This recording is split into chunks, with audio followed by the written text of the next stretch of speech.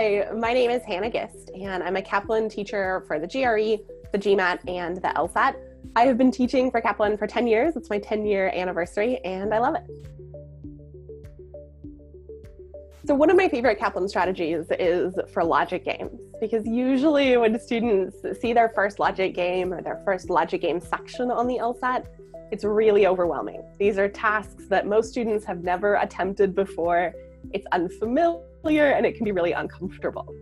So my favorite student aha moment is when they realize the LSAT tests the same patterns in games over and over and over.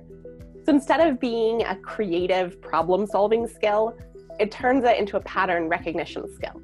And when students learn that, when they really embrace that logic games are not about creative problem solving, but are instead about recognizing a familiar pattern from practice, that's when they can really conquer games.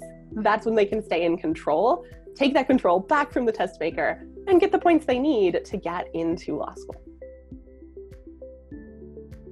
People sometimes see standardized tests as tests of innate intelligence. They think to themselves, well, my score on the LSAT, my score on the GRE, my score on the GMAT, that's a function of my intelligence, and I'm not sure that I'll be able to improve that score.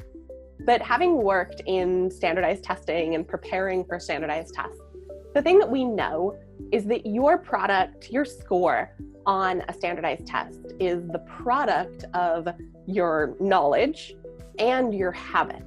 And the best thing about knowledge and habits is that both of those things can be changed. So if there were one piece of advice that I would give to students, it is this. Recognize that your score on a standardized test is not the product of your innate intelligence, but is instead the product of the knowledge you have gained and the habits that you have.